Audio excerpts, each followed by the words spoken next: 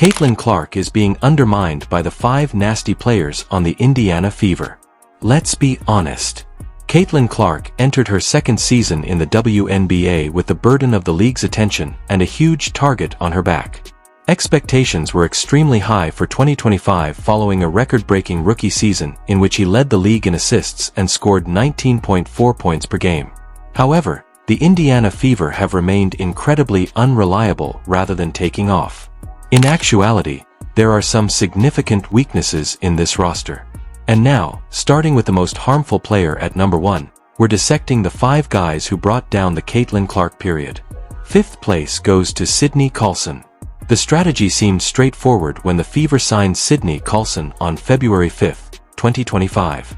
Bring in an experienced player to help the younger guys and maintain order in the locker room. She is that seasoned voice on paper. However, she has been a ghost on the court. She is only averaging 2.5 points, 0.8 rebounds, and 2 assists in less than 11 minutes a game over the course of 28 games. She seldom ever appears in lineups during crunch time. At 35, her game has slowed to a crawl, and she appears timid when she does play. Her slow pace ruins momentum for a squad that is based on quick ball movement, quick cuts, and quickness.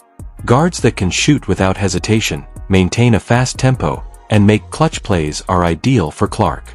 Colson makes late passes that slow the attack, dribbles for too long, and hesitates on open shoots. Although she is a leader off the court, she is wasting game time that could be spent by young, active players who are eager to go. Brianna Turner is number 4. The circumstances surrounding Brianna Turner are even more annoying. It's not that she's performing poorly, rather, it's because there were such high expectations for her. Turner, who was previously a top defensive player and a former first-round choice, was noted for his tenacity, intensity, and ability to block shots. That player hasn't been seen this season. She is shooting just 20% from the field while putting up an incredible 0.4 points, 0.9 rebounds, and 0.2 assists a game in 14 games. Throughout the year, she has not played more than 60 minutes. Not only are those numbers poor, but they are also historically poor for a forward. Turner ought to own the glass, roll hard to the basket, and establish strong screens for Clark. Rather, she fails to take advantage of her size, barely challenges defensively, and floats through possessions. She is clearly disengaged based on her body language, and she hardly ever communicates defensively. Turner's minutes have become a waste for a squad that wants to make the most of every second Caitlin is on the court. Kelsey Mitchell is number 3. Due to Kelsey Mitchell's track record as a scorer, this one is contentious. She has been the Fever's go-to bucket getter since joining the league in 2018.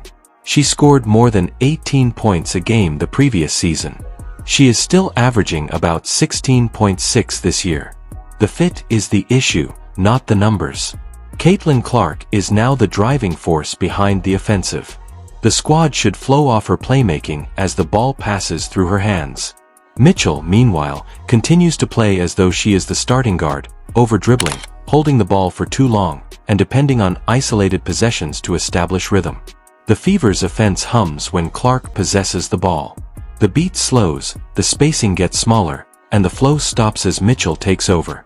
The team is suffering considerably more than the box score indicates because of her unwillingness to change, which is causing a conflict of styles. Defenders are aware of the strategy. Make Mitchell take the difficult shots, sag off, and slow down the time. Although she is capable of hitting them, this squad rarely needs those shots. This collision of styles is the main issue. The fit between a once-in-a-generation creator and a ball-dominant striker is just not working. The ball doesn't make Mitchell happy. She's still below average defensively, and she's not the catch-and-run threat you want next to Clark. Clark is forced to take over when opposing guards pursue her in switches. After her groin strain in July, she cannot risk a Fever with additional work. There's also the impending contract drama. Mitchell allegedly wants the most money as he enters unrestricted free agency. However, should Indiana actually foot the bill? You build around Caitlin Clark and A'ja Boston when they serve as your basis. Sharpshooters, defenders, and selfless role players. Mitchell continues to strive to be the alpha, but that is no longer appropriate. Second place goes to Dairis Dantas. The plan was apparent when Indiana hired Dairis Dantas in 2024. To keep the offense open, there should be some floor spacing, toughness in the paint, and rebounding muscle. However, the influence hasn't kept up with the resume here in 2025. She is shooting less than 38% from the field and only scores 5.0 points and 2.4 rebounds a game. For a forward who is meant to finish inside and spread the floor, that is much too low. Her turns move slowly. She has a slow transition defense. And she absolutely vanishes when the chips are down. The key to Clark's game is timing. She needs teammates who are prepared to fire when she drives and breaks the defense. Dantas pauses. Momentum, rhythm, and belongings are all destroyed in that split second of hesitation. It's the same story on the defensive end. Power forwards with the ability to switch, close out, and defend the rim are in high demand in the modern WNBA. Dantas has trouble with each of the three. Quiet communication, late closeouts, and heavy feet create spaces that Clark fills in. In terms of locker room drama, she is hardly toxic. In the passive sense, she is toxic. While younger, more eager players watch from the bench, a veteran holds minutes. First up is Natasha Howard. Now for Natasha Howard, the biggest drain on Caitlin Clark's system. She was the dream signing on paper. Three-time WNBA champion, former All-Star, and demonstrated paint presence. It has actually been a slow-motion disappointment. Howard is averaging 11.66 points, 6.8 rebounds, and 1.4 assists through 2025. At first sight, it seems solid, but then you see the hideous section. She is falling short of 41% of the floor. That is a warning sign for a forward who resides inside the arc. Mistimed putbacks, short shots clanking off iron, and missed bunnies at the rim have all become commonplace. Forwards that can stretch defenses with a dependable jumper or finish hard at the rim are needed in Clark's approach. Howard isn't doing either.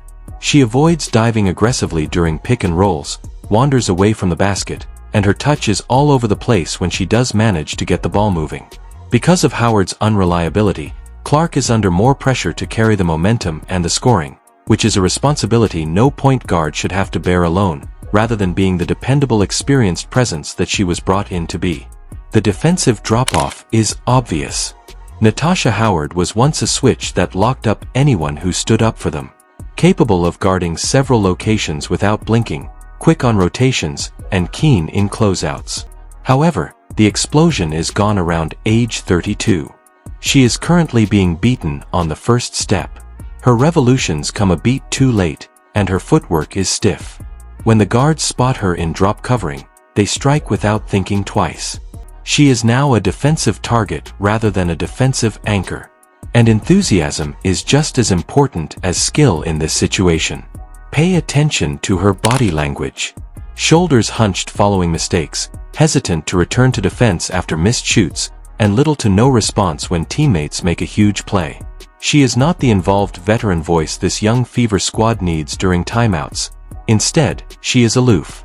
Contrast that with Caitlin Clark, who never stops applauding her teammates, pointing out inconsistencies, and motivating the squad even when she's injured. That level of urgency must be communicated. It doesn't with Howard. There is a huge expectation difference.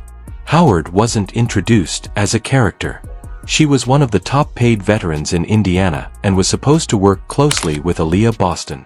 Rather, she has turned into a barrier. She sucks up minutes that could be spent developing players like Chloe BBY and Michaela Onion Ware, clogs spacing, and slows down the offense. Players who genuinely run the floor, cut hard, and move intentionally. Howard's sluggish decision-making eliminates opportunities for transition. Howard is too far behind Clark, who will press the ball in search of a caravan or cutter. She gives defenses time to recover and eliminates simple scoring opportunities if she does catch the pass and resets rather than attacking. Those half-second delays waste potential in addition to material belongings.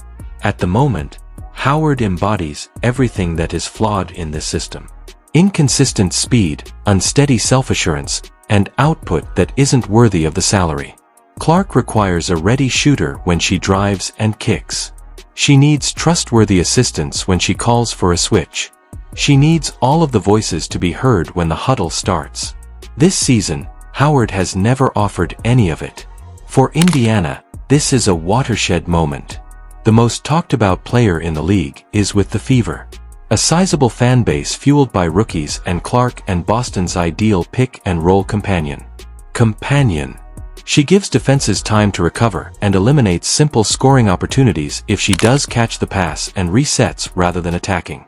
In addition to wasting resources, those half-second delays also waste potential. At the moment, Howard embodies everything that is flawed in this system. Inconsistent speed, unsteady self-assurance, and output that isn't worthy of the salary. Clark requires a ready shooter when she drives and kicks. She needs trustworthy assistance when she calls for a switch. She needs all of the voices to be heard when the huddle starts. This season, Howard has never offered any of it. For Indiana, this is a watershed moment. The Fever have the most talked about player in the league, a sizable fan following of rookies, and Clark and Boston's ideal pick-and-roll partner. However, winning is not the same as hype. Making a contender requires calculating choices rather than emotion. Indiana runs the risk of burning through Clark's prime and even losing her completely if they don't remove the dead weight right away. There is no complexity in the formula. Be in the company of players who will safeguard her body, match her tempo, and improve her game intelligence. Talent isn't the only factor. It all comes down to understanding your job, contributing energy, and making sacrifices for the team. For this reason, Lexi Hall is secure. She moves flawlessly inside the flow of the offense, defends as though it were personal, and makes an impression without touches. Sophie Cunningham is in the same boat. Despite not having the most impressive name or being the team's top scorer, she adds presence, loyalty, and passion. That ejection versus Connecticut on March 15th wasn't a horrible one. There was a message. You deal with me when you come to Caitlin. Even though Michaela Onion Ware is still raw, she's hitting double figures, pounding the boards, and sprinting the floor like she's fighting to earn every second in just 14 minutes per game. The Fever need to think like that. Players who are adept at flying down their lane. Chloe BBY, who is here on a temporary basis, has shown promise as well. And you keep those kinds of building bricks. A flexible stretch for those with a lot of energy and flexibility. She establishes the precise floor spacing required for Caitlin Clark to destroy opposing defenses. She may not be a long-term addition, but she deserves the opportunity. Ari McDonald, a true coin toss, comes next. During Clark's absence, McDonald stepped up to the plate. However, uncertainty began to surface once Caitlin was once again the center of attention. Is she able to accept being a backup? Or will her role be derailed by her ego? Now contrast it with the names we have already talked about. The veterans who write excessive contracts, the underachievers, and the placeholders. Sydney Colson, Brianna Turner, Dyrus Dantas, and Natasha Howard. They are blocking the way ahead in addition to suffering. Here's the reality. Never before has the future of the Fever appeared so bright. There is cap space for them. They have draft selections. Additionally, they have the women's basketball player who is most marketable. There are suitable role models out there. Deadly spot-up shooters, hungry veterans, and unselfish defenders are all watching, waiting for their opportunity to join Caitlin Clark and create something truly unique in Indianapolis. But only if Indiana stops squandering roster places will that be possible. No more contracts with old companies. No more prioritizing positive energy over quality output. No more cases for charity. This window is for the championship. Additionally, those opportunities close quickly in professional sports. Clark needs to carry herself. She doesn't need teammates. She requires teammates who can support her. Please press the like button if you agree with me. Tell all the Fever fans you know about this and leave a comment with your thoughts. Who departs and who stays? This team's future depends on it, and time is running out.